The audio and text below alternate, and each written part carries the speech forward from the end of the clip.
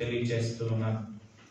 ప్రియులారా, దేవుడు మనతో మాట్లాడడానికి తన వాక్యాన్ని మన మాతృభాషలో మన చేతుల్లో 66 పుస్తకాలుగా ఉంచాడు. కాబట్టి ఈ 66 పుస్తకాల్లోని సారాంశం ఏమై ఉంది, అది మనము నేర్చుకోవడానికి ఇష్టపడాలని మిమ్మల్ని మనవి చేస్తూ ఉన్నాం. వచ్చే ఆదివారం నుండి మనము ఆదికాండం నుండి త్వరగా 45 నిమిషాలు కేటాయించుకొని దేవుని వాక్యానికి నేర్చుకోవలసినటువంటి విషయాలు దేవుని స్వరం కొరకు కనిపెడుతూ ఈ 66 పుస్తకాల సారాంశాన్ని దేవుని చిత్తమైతే ప్రభు బలపరిస్తే ఉన్న 52 వారాల్ని ఆల్రెడీ ఒక వారం గడిచిపోయింది. ఈ సంవత్సరంలో 2వ ఆదివారం అంటే 50 వారాలే మన మధ్యలో ఉన్నాయి 2022 గడవడానికి. ఆ 50 వారాలలో మనం సాధ్యమైనంత బైబిల్ ఎక్కువ చూడడానికి ప్రయత్నం చేద్దాం. కొన్ని భాగాలు మనలో చాలా మందికి తెలియవు, కొంతమందికి ఇంకా దేవుని వాక్యంలో ఉన్న సారాంశం తెలియదు. బట్ అందరికీ తెలియవలసినటువంటి ఒక విషయం ఏంటంటే బైబిల్ అంతటిలో ఉన్నటువంటి గొప్ప సారాంశం ఒకే ఒక వ్యక్తి, యేసుక్రీస్తు వారు. కాబట్టి యేసుక్రీస్తు వారిని గురించి ఎంత తెలుసుకోవాలో అంత తెలుసుకోవడానికి మనం తప్పకుండా ప్రయత్నం చేయాలని మిమ్మల్ని నేను మనవి చేస్తూ ఉన్నాను. యేసుక్రీస్తు వారు మత్తయి సువార్తలో చక్కగా ఆ రోజున ఉన్నటువంటి ప్రజలను ఆహ్వానించాడు, నా యొద్దకు రండి అని. 11వ అధ్యాయంలో మత్తయి సువార్తలో ఆ మాట మనము చదువుకుంటాం. మత్తయి సువార్తలో 11వ అధ్యాయంలో ఆ మాట చాలా తేటగా మన కొరకు రాయబడింది. అది మనం చదువుకుంటాం. నేను వాక్యం తెరిచి ఆ మాటను చదవడానికి మరలా ఇష్టపడుతూ ఉన్నాను. ఏమన్నాడో చూడండి. మత్తయి సువార్త 12వ అధ్యాయము 28వ వచనం. 11వ అధ్యాయం 28వ వచనం. ప్రయాసపడి భారం మోసుకొనుచున్న సమస్త జనులారా నా యొద్దకు రండి, నేను మీకు విశ్రాంతి కలుగజేయుదును. నా యొద్దకు రండి అని, నా యొద్దకు రండి అని చెప్పిన తర్వాత అది అక్కడ ముఖ్యమైన విషయంగా ఉంది. విశ్రాంతిస్తానన్నాడు, అది ఆయన వాగ్దానంగా ఉంది. ఆహ్వానము అలాగే ఆయన అనుగ్రహించేది కూడా మనకు కనబడతా ఉంది. ప్రభువైన యేసయ్య ఆహ్వానం, రండి. ప్రభువైన యేసుక్రీస్తు వారు అనుగ్రహించేది విశ్రాంతి.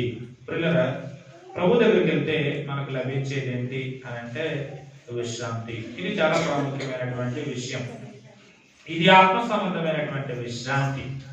మనకి భౌతికంగా దేవుడు సృష్టి చేసినప్పుడే గాలి కావాలి, నీరు కావాలి, వాతావరణం మన ఉనికికి మన మనుగడకు తగ్గట్టుగా ఉండాలి. భూమిని అట్లా మానవ నివాస యోగ్యంగా చేశాడు. తినడానికి, త్రాగడానికి ఈ నీళ్లు, ఆహారము, కాయగూరలు, ఆకుకూరలు, మనకి ఇష్టమైతే మాంసాహారం కూడా తినవచ్చు అని దేవుడు భౌతికమైనటువంటి సదుపాయాలన్నీ కూడా కల్పించాడు. ఇవన్నీ ఒకవైపు ఉంటుండగా ప్రియులారా, మనకి భౌతికమైనటువంటివన్నీ ఉంటుండగా వాటి విషయంలో బైబిల్ ఎంత చక్కగా చెబుతూ ఉంది అని అంటే అవసరాలు ఉన్నాయి, అవన్నీ కూడా దేవుడు తీర్చేవాడిగా ఉన్నాడు. అపొస్తలుడైనటువంటి పౌలు ఫిలిప్పీలకు రాసినటువంటి ఆ మంచి ఉత్తరంలో, అతని చెరసాల్లో నుండి రాస్తూ ఉన్నటువంటి యొక్క మంచి ఉత్తరంలో మనుషులకు అవసరాలు ఉంటాయి. అతగాడు కూడా చెరసాలలో ఉండి ఎన్నో అవసరాల్లో ఉంటుండగా తన అవసరాలన్నీ కూడా దేవుడు అద్భుతంగా తీర్చాడు. పిల్లలు ఒక మంచి మాట గమనించండి. దేవుడు మన కోరికలన్నీ కూడా తీర్చడు. గొంతమ కోరికలు మనకు ఉంటాయి మనుషులం కనుక మన కోరికలన్నీ ఆయన తీరుస్తానని ఆయన అనలేదు. ఆయన ఏమన్నాడు అంటే మన అవసరాలన్నీ కూడా తీరుస్తాడు. కాబట్టి మన అవసరాలు ఆయనకి బాగా తెలుసు. I know that what you need before you beg అన్నాడు. మీరు అడగక మునుపే మీకు అక్కరగా ఉన్నవన్నీ కూడా నేను ఎరుగుదును అన్నాడు. చెరసాల్లో ఉన్నటువంటి పౌలుకి ఎన్నో అవసరాలు ఉన్నాయి. ఆ అవసరాలన్నీ కూడా దేవుడు అద్భుతంగా తీర్చాడు. ఫిలిప్పీ సంఘం ఉంది. ఈ ఫిలిప్పీ సంఘం దేవుని సేవకుల అవసరాలను తీర్చడం కోసం ముందుకు వచ్చారు. అలా దేవుడు తన అవసరాలను తీర్చాడు. దేవుడు ఎలాగ మన అవసరాలు తీరుస్తాడు అని అంటే త్రూ రకరకాల మార్గాలు ఉంటారు. ఆ రకరకాల మార్గాలలో దేవుని యొక్క మెథడ్ ఏంటి అని అంటే ఎలాగ మీట్ అవ్వాలనుకుంటాడు మన నీడ్స్ అని అంటే God's method is man. God's method is men. మనుషుల ద్వారా దేవుడు సహాయం చేస్తాడు. వారి సహాయాన్ని మనం అపేక్షించకూడదు. ఎందుకంటే మనుషుల సహాయం వ్యర్థము అని కీర్తనాకారులు ప్రభువుని అట్లాగా గుర్తించి ఆరాధించారు. మనుషుల సహాయం వ్యర్థం, రాజుల సహాయం వ్యర్థం. సో ఎందుకు వ్యర్థం అని అంటే మనుషుల వైపు చూడవలసినటువంటి పని లేదు. మనకి దేవుని వైపు చూస్తే దేవుడు మనుషుల్ని ప్రేరేపిస్తాడు అన్నది గొప్ప విషయం. అయితే ఇక్కడ ఒక మంచి ఆశీర్వాదం ఉంది పౌలు దగ్గరకు వచ్చేసరికి. అదేంటి అంటే ప్రియులరా, దేవుని సేవకుల యొక్క అవసరాలు గమనించి ఫిలిప్పీ సంఘం తీర్చింది అవన్నీ కూడా. అందుకని ఇలాగంటాడు చూడండి, ఏమంటాడో చూడండి. ఇదిగోండి, నేను వాక్యం చదువుతున్నాను. ఫిలిప్పీలకు రాసినటువంటి పత్రిక 4వ అధ్యాయము 15వ వచనం. ఫిలిప్పీయులారా, సువార్తను నేను బోధింపనారంభించి మాసిదోనియలో నుండి వచ్చినప్పుడు ఇచ్చు విషయంలో పుచ్చుకొన విషయంలో మీరు తప్ప మరి ఏ సంఘపు వారును నాతో పాలువారు కాలేదని మీకే తెలియను. ఇచ్చు విషయంలోను పుచ్చుకొన విషయంలో ఇవ్వడానికి ముందుంటారు, అది ముందుంది. పుచ్చుకోవడం కూడా మీరు చేసినటువంటి వారుగా ఉన్నారు. ఏ సంఘపు వారు అలాగే చేయలేదు. చాలా ప్రయాణాలు చేశారు, చాలా సంఘాలు కట్టాడు. ఫిలిప్పీ సంఘం సేవకుల యొక్క అవసరాలు తీర్చడం అనేది జరిగింది. ఆశీర్వాదం అంటున్నారు కదా, అది ఏంటి అంటే ప్రియులారా, దేవుని సేవకుల యొక్క అవసరాలు తీర్చడం అనేది దేవుని దృష్టికి ఎలా ఉందో నేను చూపిస్తూ ఉన్నాను. చూడండి ప్రియులారా, 18వ వచనం ఏమంటాడో చూడండి. నాకు సమస్తమును సమృద్ధిగా కలిగి ఉన్నది, మీరు పంపిన వస్తువులు యపప్రదిత వలన పుచ్చుకొని ఏమి తక్కువ లేక ఉన్నాను. పౌలు చెరసాలలో ఉంటే పౌలు యొక్క అవసరాలు తీర్చడానికి యపప్రదిత ద్వారా ఫిలిప్పీ సంఘం పౌలు దగ్గరకు పంపించి పౌలు అవసరాలు తీర్చడం అనేది జరిగింది. ప్రియులారా, ఇలాగా ఆ అవసరాలు అన్ని కూడా తీర్చబడి ఏమీ తక్కువ లేకుండా ఉన్నాడు. అయితే ఏ ఏ అవసరాలు తీర్చాడో అవసరాలు పక్కన పెట్టండి, వాటిని ఏమంటున్నాడో చూడండి. అద్భుతమైన వచనం. ఈ ఫిలిప్పీలకు రాసిన పత్రిక 4వ అధ్యాయం 18వ వచనంలో ఉన్న కొనసాగింపు. అవి ఏ అవసరం తీర్చాడు? అవి మనోహరమైన సువాసన, మనోహరమైన సువాసన, దేవునికి ప్రీతికరమును ఇష్టమునైన యాగమునై ఉన్నవి. దేవుని సేవకుల అవసరాలు తీర్చడం దేవునికి ఇష్టం. అది దేవునికి మనోహరం, అది దేవునికి ప్రీతికరం, అది దేవునికి ఇష్టమైన యాగంగా ఉంది. నువ్వు ఏ యాగం చేస్తావు? దేవునికి ఇష్టమైన యాగం ఏంటి? నువ్వు దేవునికి ప్రీతికరమైనది ఏం చేస్తావు? దేవునికి ప్రీతికరమైనది ఏంటి? దేవునికి మనోహరంగా ఉండేది ఏంటి? ఈ మాటలన్నింటినీ కూడా మీరు ఆలోచన చేస్తే ఏంటి అంటే సేవకుల యొక్క అవసరాలు తీర్చడం అని. ఇదెందుకు తెలియజేస్తూ ఉన్నాను అని అంటే మనకి అవసరాలు చాలా ఉన్నాయి. ఆ అవసరాలు దేవుని సేవకుల యొక్క అవసరాలు తీరుస్తూ ఉంటున్నప్పుడు దేవుడు మన అవసరాలను తీర్చేవాడుగా ఉన్నాడు. బీదలకు ఇవ్వడం విషయంలో కూడా దేవుని వాక్యం ఏం చెప్తుంది? బీదలకి ఇచ్చేవాడు యెహోవాకు అప్పిచ్చేవాడుగా ఉన్నాడు. ఆయనకు అప్పిస్తే అని తెలుసుకున్నా ఉంటాడా? అదన్నమాట. కాబట్టి రిమెంబర్ పూర్ అనేది పౌలు శిష్యులైనటువంటి వారి చేత జ్ఞాపకం చేయబడ్డాడు. తన సేవకు వచ్చేటప్పుడు నేను యేసు ప్రభు వారిని నమ్మిన వాళ్ళందరికీ చెప్పాను, కానీ ఇప్పుడు యేసు ప్రభు వారిని నమ్మాలని ప్రజలందరికీ చెప్పడానికి వచ్చాను అని అంటే మొదట నమ్మలేదు. ఆ తర్వాత నమ్మకం ఏర్పడ్డాక శిష్యులందరూ సరే మీరు ఆ పనిలోనే, మేము ఆ పనిలోనే ఉన్నాం, అయితే ఒక మనవి పేదల్ని జ్ఞాపకం చేసుకోవాలంటే నాకు కూడా చాలా ఇష్టం. రిమెంబర్ పూర్ అని అనగానే పౌలు అంటాడు నాకు కూడా చాలా ఇష్టం, తప్పకుండా తీరుద్దామని వారి చేతులు కలుపుకున్నట్టుగా ఉన్నాయి. ఇక్కడ ఒక వాగ్దానం, ఆశీర్వాదం, కరమైనటువంటి విషయము. ఆ తర్వాత మనకి ఇవ్వబడినటువంటి ఒక వాగ్దానం 2వ అధ్యాయంలో ఈ 4వ అధ్యాయంలో 19వ వచనంలో ఎలాగుందో చూడండి. కాగా దేవుడు తన ఐశ్వర్యం చొప్పున క్రీస్తు యేసునందు మీ ప్రతి అవసరమును తీర్చును. ప్రభువు మన అవసరాలన్నీ కూడా తన ఐశ్వర్యంలో నుండి క్రీస్తు యేసునందు మహిమలో తీరుస్తాడు. ప్రతి అవసరం కూడా తీరుస్తాడు. మనకి భౌతిక అవసరాలు ఉన్నాయి, ప్రతి అవసరం తీరుస్తాడు. ఇది మనుషుల ద్వారా అద్భుతంగా పౌలు చెరసాలలో ఉన్నాడు. ఆ చక్కగా ఫిలిప్పీల ద్వారా అపప్రదితులను పంపించి ఆ దేవుడు ఆ అవసరాలని అట్లాగా తీర్చినటువంటి వాడుగా ఉన్నాడు. ప్రియులారా, బైబిల్లో చాలా విషయాలు ఇలాగా మనం ఎన్నో చూడొచ్చు. మనకు అవసరాలు ఉన్నాయి, భౌతిక జీవులం కనుక మనకు భౌతిక అవసరాలు ఉన్నాయి. అవన్నీ కూడా దేవుడు తప్పకుండా తీర్చేటువంటి వాడుగా ఉన్నాడు. పాత నిబంధన గ్రంథంలో అద్భుతమైనటువంటి 2 విషయాలు కనబడతాయి. నా దృష్టికి వస్తున్నటువంటి మీ దృష్టికి తీసుకొస్తాను. ఎన్నో విషయాలు అవసరాలు అనేసరికి ఏలియా తను చాలా మరి దేవుని చేత పంపించబడిన వాడై ఒక పేద విధవరాల దగ్గరికి వెళ్తాడు. పేద విధవరాల దగ్గరికి వెళ్ళి అతగాడు అక్కడ మరి విధవరాలి చేత చక్కగా అతగాడు పోషించబడటం అనేది అద్భుతమైనటువంటి విషయంగా ఉందన్నమాట. అట్లాగే అదే వ్యక్తి కేరీతు బాబు దగ్గరికి వెళ్ళి ఉండమని ప్రభు చెబితే కేరీతు బాబు దగ్గర ఉండి అక్కడ తన భౌతికమైనటువంటి అవసరాలు ఏంటంటే నీరు కావాలి, ఆహారం కావాలి, కాగి ద్వారా దేవుడు తన అవసరాలను తెలిసినటువంటి వాడుగా ఉన్నాడు. కాబట్టి మన అవసరాల కొరకు ఎప్పుడూ కూడా ఈ ఫిలిప్పీ 4:19 జ్ఞాపకం చేసుకొని మనము దేవుడి దగ్గర అవసరాలు తెలుసుకోవచ్చు. ఈ ప్రభువు మన అవసరాలు భౌతికమైన తీరుస్తాడు. అదే సమయంలో మొదటి విషయం అయితే రెండో విషయం మనకి ఆత్మీయమైనటువంటి అవసరాలు కూడా ఉన్నాయి. అందుకే నా యొద్దకు రండి అని ఏమని వాగ్దానం చేశాడు? నేను మీకు విశ్రాంతిని ఇస్తాను అన్నాడు. ఇది చాలా ప్రాముఖ్యమైన విషయం. అన్ని భౌతిక అవసరాలు తీరిపోతున్నా కూడా మన ఆత్మీయ అవసరాలు తీరకపోతే, ఆధ్యాత్మిక అవసరాలు తీరకపోతే వాటి బట్టి మనకి తృప్తి ఉండదు అనమాట. తినడానికి ఇల్లు ఉంటుంది కానీ తినబుద్ధి కాదు, ఉండడానికి ఇల్లు ఉంటుంది ఉండబుద్ధి కాదు, త్రాగడానికి ఇల్లు ఉంటాయి త్రాగబుద్ధి కాదు, నిద్రపోవడానికి చక్కటి పరుపు ఉంటుంది కానీ మనం నిద్రపోలేము. విశ్రాంతి చాలా ప్రాముఖ్యమైన విషయం. కాబట్టి నేను మీకు విశ్రాంతి కలగజేస్తాను అన్నాడు దేవుని వాక్యంలో. ఇదే పౌలు ఎఫెసీయులకు పత్రం రాస్తూ ఏమంటాడో చూడండి. ఎఫెసీయులకు రాసినటువంటి పత్రిక మొదటి అధ్యాయంలో 3వ వచనం, మన ప్రభువైన యేసుక్రీస్తు యొక్క తండ్రి యొక్క దేవుడు స్తుతింపబడును గాక. ఆయన క్రీస్తు నందు పరలోక విషయంలో ఆత్మ సంబంధమైన ప్రతి ఆశీర్వాదము ఫిలిప్పీ 4:19 ఏమన్నాడు? మీ ప్రతి అవసరం తీరుతుంది అన్నాడు. భౌతికమైనవి ఇదిగో ఆత్మీయమైనటువంటి అవసరాలు ఆశీర్వాదాల విషయంలోకి వచ్చేసరికి 3వ వచనంలో ఏమంటున్నాడు? ఇక్కడ ఆత్మ సంబంధమైన ప్రతి ఆశీర్వాదం కూడా ఇస్తామన్నాడు. స్పిరిచువల్ నీడ్స్ ఉన్నాయి మనకి. ఆ ఆధ్యాత్మిక అవసరాలు దేవుడు తప్పకుండా ఆశీర్వాదాలు తెలిచేవాడిగా ఉన్నాడు, ఆశీర్వదించేటువంటి వాడిగా ఉన్నాడు. పిల్లరా, ఈ ఎఫెసీ పత్రికలో మనం చూసేటప్పుడు మొదటి అధ్యాయము అంతటిని జాగ్రత్తగా మనం పరిశీలించి చూసినట్లయితే ఫిలిప్పీ 4వ అధ్యాయం అంతా చూస్తాం. అక్కడ సారాంశంలో కొన్ని విషయాలు చెప్పుకున్నాము.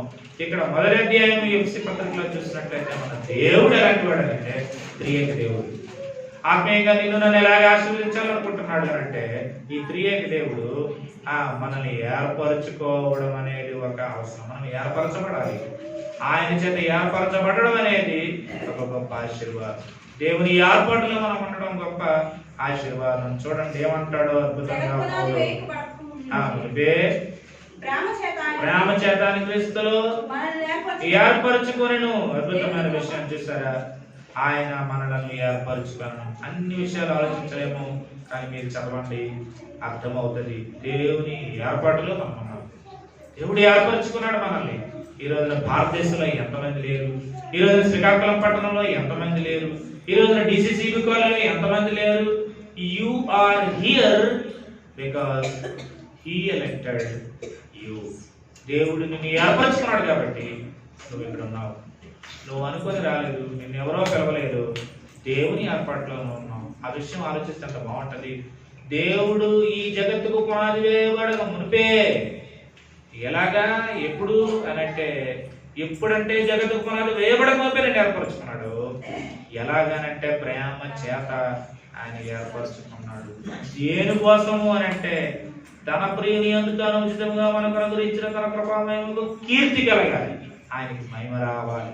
నిన్ను బట్టి మహిమ, నన్ను బట్టి మహిమ రావాలని మనం ఆయన మహిమపరిచేవారుగా ఉండాలని తన చిత్త ప్రకారమైన దయా సంకల్పం చెప్పున యేసుక్రీస్తు ద్వారా తనకు కుమారులుగా స్వీకరించడం కొరకు తండ్రి అని దేవుడు నిన్ను నన్ను తన పిల్లలుగా స్వీకరించడం కొరకు దేవాది దేవుడు తండ్రి అని దేవుడు కుమారుని అని యేసుక్రీస్తు వారి యందు తన పిల్లలుగా చేసుకోవాలనుకున్నాడు. ఇది గాడ్స్ ఎలక్షన్ లో ఇవిడి ఉన్న విషయం. ఈజీగా అర్థం కాదు. ఇది ఎప్పుడు హెల్ప్ చేసుకున్నాడు అంటే జగత్ సమాజం దేన్ని బట్టి అని అంటే ప్రేమ బట్టి. ఒకసారి నేను దేవుడు ఎందుకు ఎంత ప్రేమిస్తున్నాడు, ఎందుకు ఎందులోకో నాపై ఎంత దయ నా మదికి నిజమది అర్థమవుతుంది మనకి. ఎందుకెంత ప్రేమ మన మీద? అలాగ ఆలోచిస్తూ ఉంటుంటే ఒక పుస్తకం నా చేతికి వచ్చింది. ఇశ్రాయేలు దేవుడు ఎందుకంత ప్రేమించాడు అని ఆ రచనలో వర్ణిస్తూ చాలా ప్రేమిస్తున్నాడు ఇశ్రాయేలుని అని రాశాడు. ఎందుకంటే అన్నాడు, సమాధానం దొరుకుతుంది కాబోలు అని అనుకొని అలా ఉత్కంఠభరితంగా తర్వాత లైన్ చదువుతుంటుంటే ఆ రచయిత అంటాడు, దేవుడు ఇశ్రాయేలుని ప్రేమించను ఎందుకంటే దేవునికి ఇశ్రాయేలు మీద ప్రేమ. దేవుని ప్రేమను గురించి మన దినాలు మేము చాలా కదిలించబడ్డాం అన్నమాట. ఐసీయూలో కృష్ణయ్య గారు ఉంటుండగా అక్కడ వారు దేవుని ప్రేమని తపోసుకుంటూ చక్కగా గుర్తు పెట్టుకొని ఆ విషయాలన్నీ ఆరాధన చేసుకొని బయటం చేసుకొని ఐసీ నుంచి బయటకు వచ్చిన తర్వాత ఈ దైవజనుడు రాసినటువంటి పాట మమ్మల్ని పార్ట్నర్షిప్ ఇండియా 16వ వార్షికోత్సవంలో చాలా కదిలించింది. దేవుని ప్రేమ శాశ్వత ప్రేమ, తల్లి ప్రేమను మించిన ప్రేమ, ఎన్నడూ మారనిది, నన్ను విడువని ప్రేమ, ఎల్లవేళలా నన్ను ఆదరించే ప్రేమ, అరచేతిలో చిక్కుకున్న ప్రేమ, ఆ ప్రణాళికతో సృష్టించుకున్న ప్రేమ, ఆరాధిస్తూ జీవితాంతం అదే చాలు నా జీవితానికి అని రాయబడిన పాట. పాపములను రోగములను పరిహరించిన నా ప్రభు ప్రేమ స్తుతింతును, జీవితాంతం అదే చాలు నాకు, నా జీవితానికి మేలది. వట్టివాడను నేను, మట్టి పాత్రను నేను, ఎన్నుకున్నది నా యేసు ప్రేమ. వెంబడింతును జీవితాంతం అదే చాలు నా జీవితానికి అని. ఏడాంధకారపు మరణపు అంచున తోడై ఉన్నది నా తండ్రి ప్రేమ, సేవింతును జీవితాంతం అదే చాలు నా జీవితానికి అని ఆ భక్తుడు ఆ దైవజనుడు పాట పాడుకున్నాడు. ప్రేమ, ఆ ప్రేమ చేత క్రీస్తులో మనం ఏర్పరచుకున్నాడు. ఇది ఆత్మీయమైనటువంటి ఆశీర్వాదం. చాలాసార్లు భౌతికమైన ఆశీర్వాదాలు బట్టి దేవుడు నా ప్రార్థన విన్నాడు, కార్యం చేశాడు అని ఎంత సంతోషిస్తామా?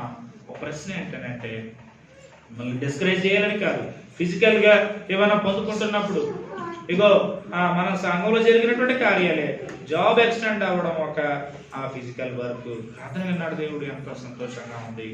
అయితే అదే సాక్ష్యంలో నన్ను ఆలోచింపజేసింది. మనల్ని ఆలోచింపజేయవలసిన విషయం ఏంటంటే, అసలు రక్షించబడమే దేవుని సన్నిధికి రావడమే ఆత్మ సంబంధమైన ఆశీర్వాదమే.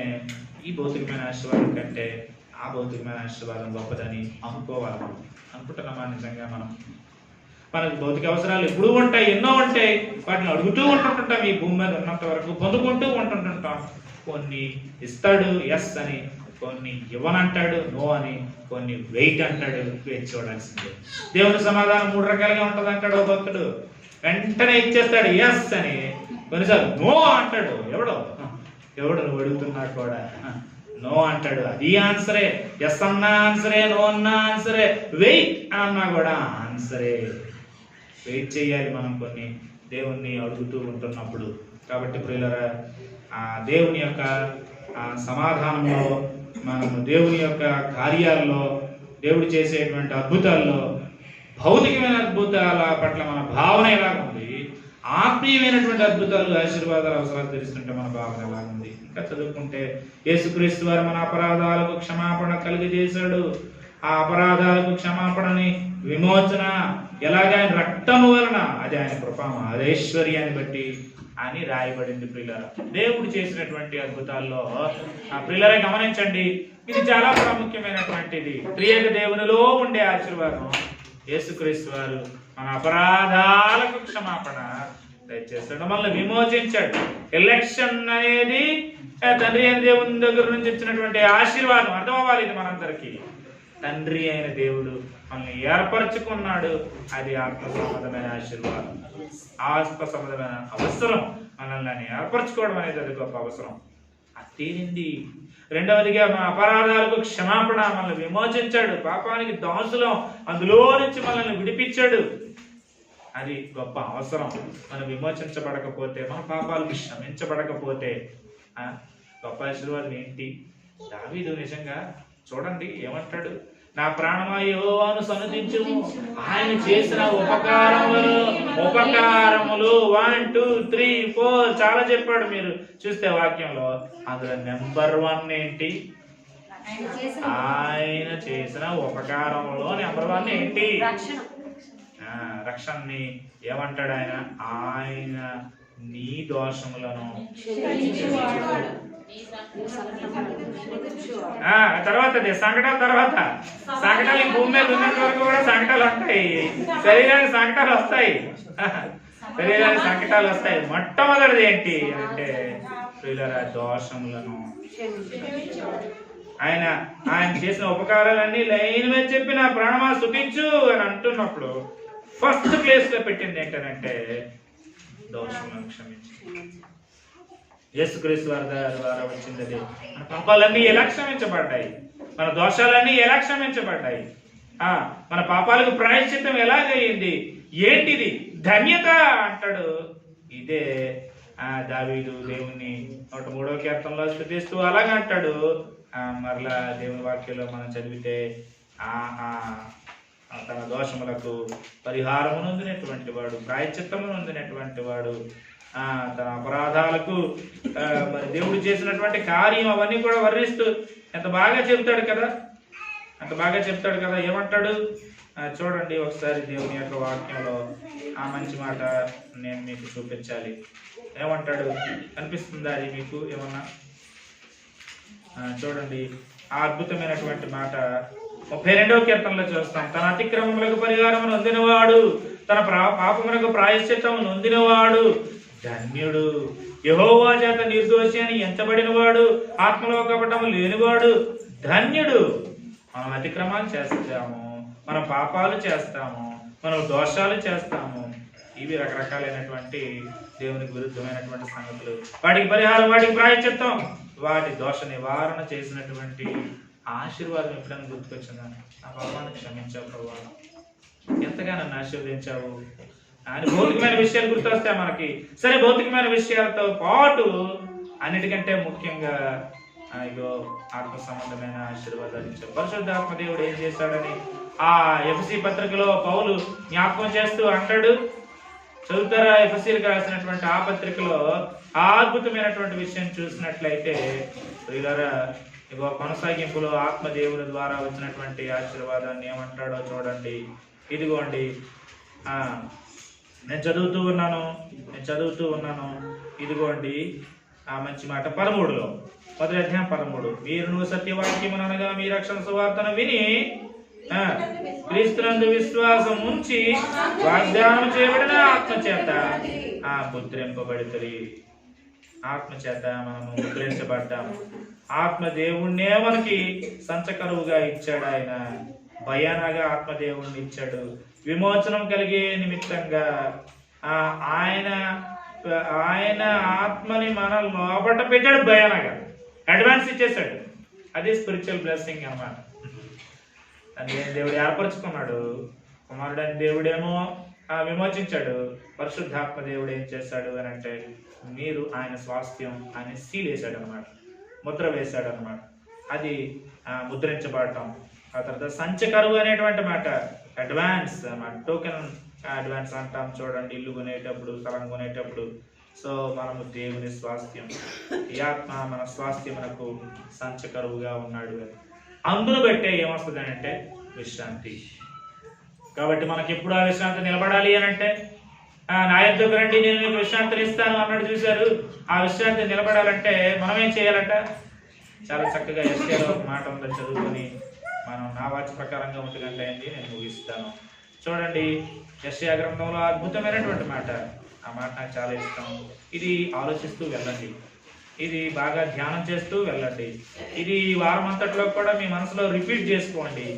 గొప్ప సంగతి అదేంటి అని అంటే చూడండి, దేవుని యొక్క వాక్యంలో నేను మీకు ఆ మాట చూపించగలని చూస్తున్నాను. వెతుకుతూ ఉన్నాను. మీకు ఒకవేళ కనబడితే ఆ మంచి మాట ఎలా ఉంటుందో తెలుసా? ఎవని మనస్సు యెహోవా మీద ఆనుకొనును. 26వ అధ్యాయంలో, అవునమ్మా 3వ వచనమమ్మ. ఎవని మనస్సు ఆనుకొనును వానిని నీవు పూర్ణ శాంతి గలవానిగా కాపాడుదు. అయ్యాలేనగా అతడు నీయందు విశ్వాసం నుంచి ఉన్నాడు. అద్భుతమైన విషయం ప్రియులారా. ఎవని మనస్సు నీ మీద ఆనుకొను వానిని నీవు పూర్ణ శాంతి గలవానిగా చేయి. మన మనసు ఎప్పుడు ఆయన మీద ఆనుకోవాలి. అదే ఆలోచన చేయండి. ఆనుకోవడం అని అంటే స్టే అనే ఇంగ్లీష్ మాట ఉంది, రిమైండ్ అనేటువంటి మాట ఉంది. అక్కడ ఒక బొమ్మ వేశారు పిల్లలు. ఏంటో బొమ్మ అనుకుంటున్నారా? ఇసుక. దుబాయ్ వచ్చారు కదా నా స్నేహితుడైన శ్రీవెన్ బాబు గారిని కొన్ని విషయాలు అలాగా సరదాగా అడుగుతూ ఉంటుంటే, అక్కడ ఇప్పుడు వర్షం పడుతుందట. ఎడారి దేశాలు కదా, UAE, union of Arab emirates. యుఏఈలో ఆ దేశంలో 2 ఏళ్ళకు ఒకసారి 3 ఏళ్ళకు ఒకసారి వర్షం పడుతుందంట. వర్షమే ఉండదంట. కానీ ఎప్పుడు పడితే అప్పుడు వాతావరణ శాఖ వారు ఎప్పుడు హెచ్చరిస్తారో తెలియదు, ఇసుక తుఫాన్లు వస్తాయి. ఇసుక తుఫాన్లు హెచ్చరించేటప్పుడు ఇళ్లల్లో ఉండాలి, ఆఫీసులు మూసేస్తారు, స్కూళ్ళు మూసేస్తారు అనమాట. ఇసుక తుఫాను ఆ ఇసుక రేణువులు వచ్చి శరీరానికి తగిలి గుచ్చుకుంటుంటుంటే ఆ గాయాలైపోయి రక్తాలు కారుతాయి అన్నమాట. పొరపాటున రోడ్డు మీదకి వెళ్తున్నప్పుడు ఆ పరిస్థితి ఏర్పడితే. అలాంటి ఇసుక తుఫాను ఎంత రేగిపోతున్నా కూడా ఆ ఎడారిలో వేయబడిన గుడారం లాగా నీ మనసు ఆనుకోవాలి ఆయన మీద. అప్పుడు నీకు పూర్ణ శాంతి కలుగుతుంది. ఆయన మీద ఆనుకోవడం. ఆయన తన షోల్డర్స్ లో పెడుతున్నాడు. షోల్డరింగ్ అంటాం దీన్ని.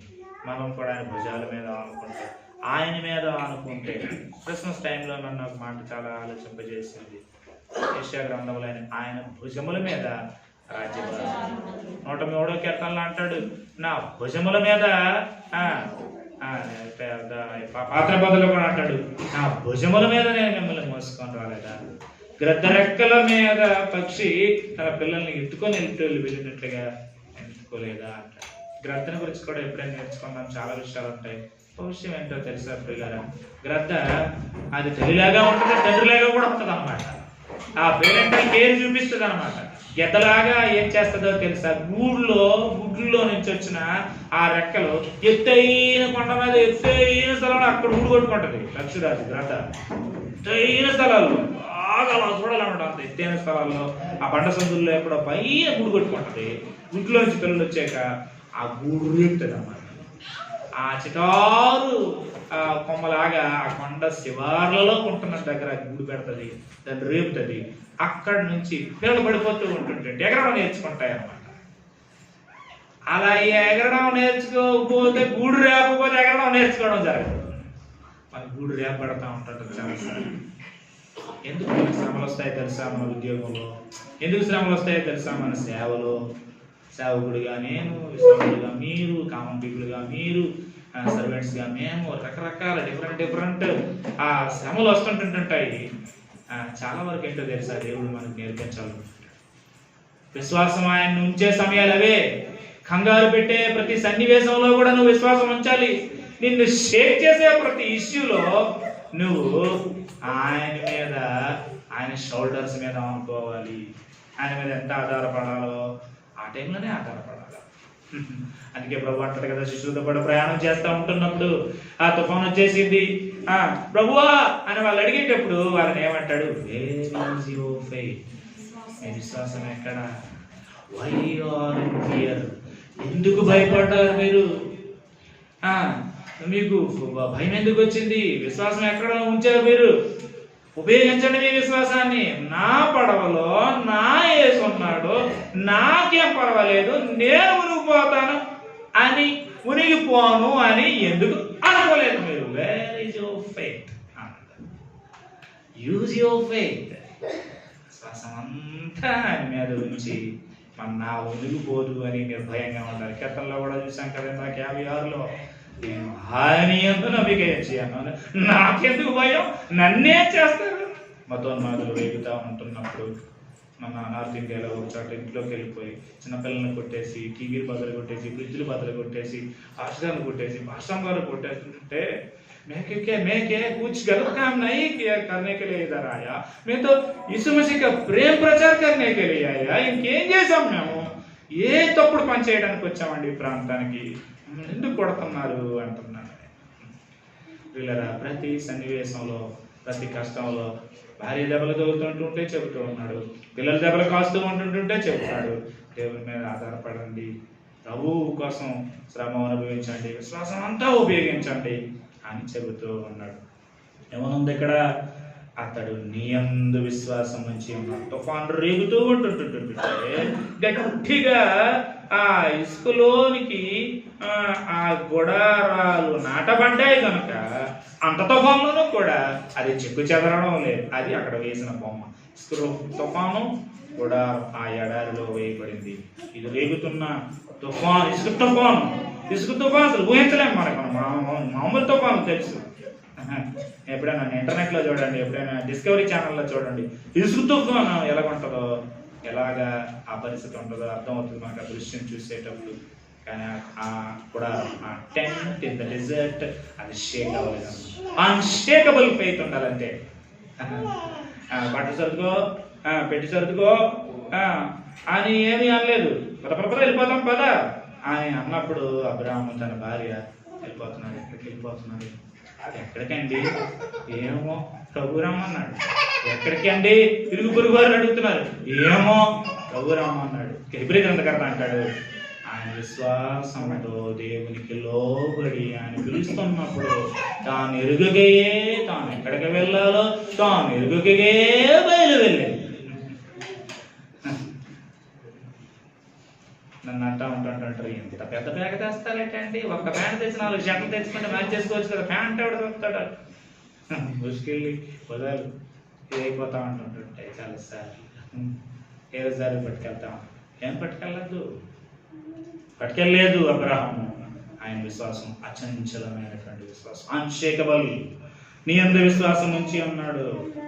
అందుకే అతడు పూర్ణ శాంతి గలవానిగా ఆయన్ను కాపాడుతావు. పూర్ణ శాంతి, సమాధానం, పీస్ అంటే కంప్లీట్ పీస్, అంటే పర్ఫెక్ట్ పీస్ అంటే ఆయన మేము ఆనుకుంటున్నప్పుడు ఉంటుంది. గ్రంథ గురించి ఒక మాట చెప్పనా? అది అలాగా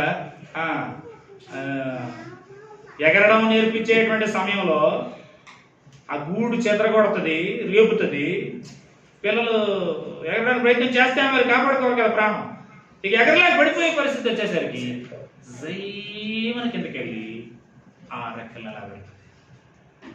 డిస్కవరీ ఛానల్లో చూడండి, ఎగరడం నేర్పిస్తుంది. పడిపోతుంటుంటుంటుంటే ప్రాణాలు పోకూడదని ఇక ఆ రెక్కల మీద పాటలు వేసుకుంటారు. ఇది అంటాడు అన్నమాట, యెహోవా మిమ్ములను ఐగుప్తు నుండి పెద్ద రెక్కల మీద మోసుకొచ్చినట్లుగా నేను నా భుజాల మీద మోయలేదా?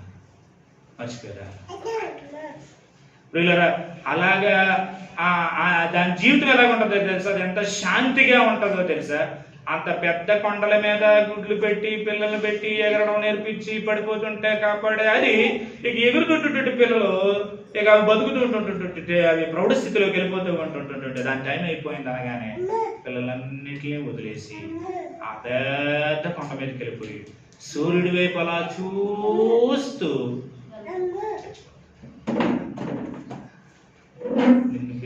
నన్ను పిలిస్తే ఆయన చూస్తూ వెళ్ళిపోవడమే, అన్నీ వదిలేయడమే, అందరినీ వదిలేయడమే. కనుక ఆయన వైపు చూస్తూ వెళ్ళిపో. రాత్రి ధ్యానం చేసుకున్నాం మేము త్రినాథ్ గారి ఇంటి దగ్గర.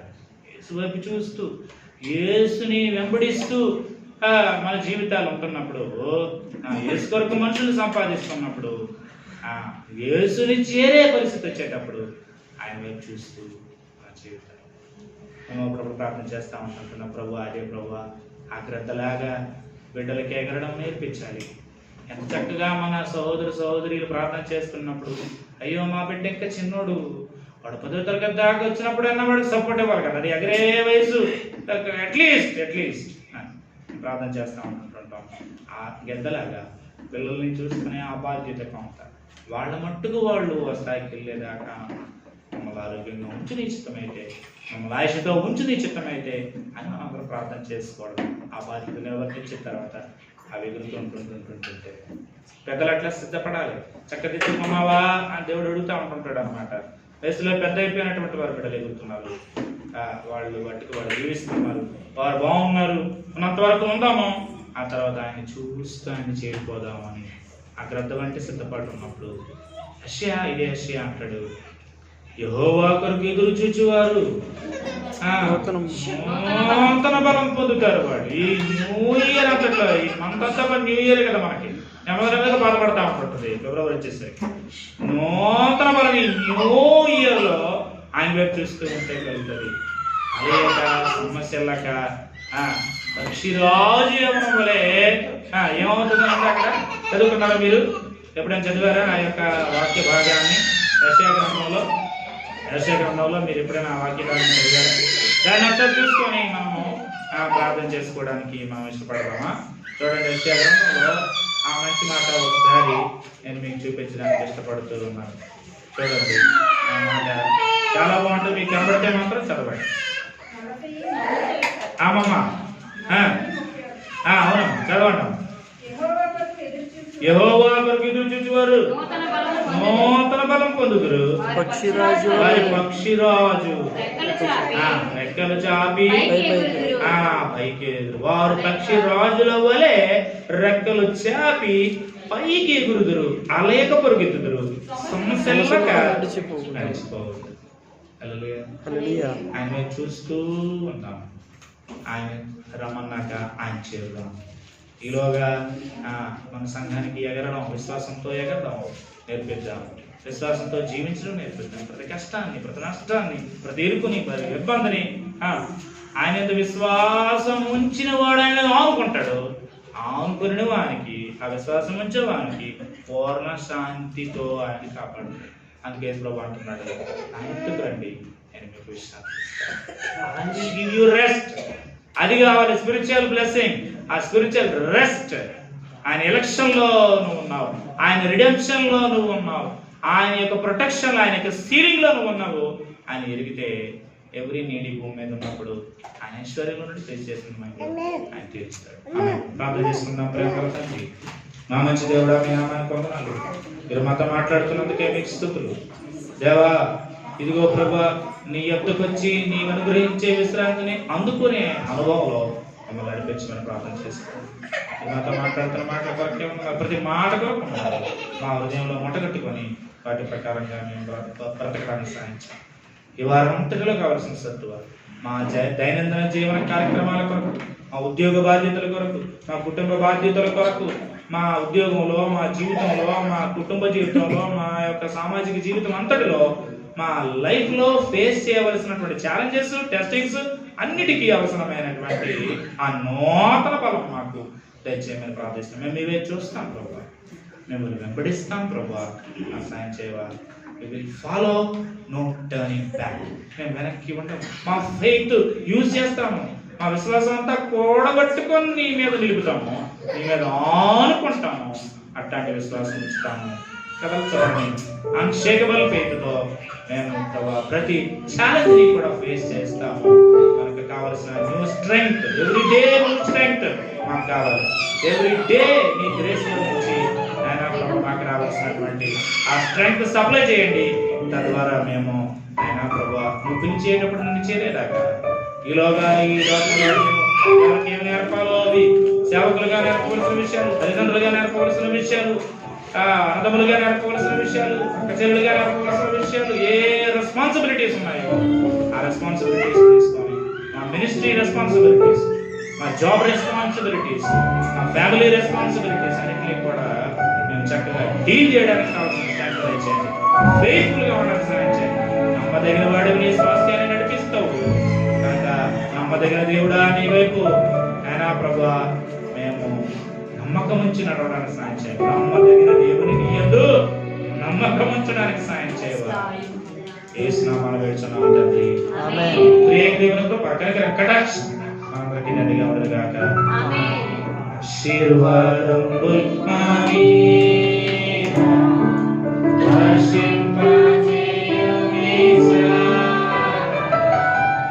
ఆశతో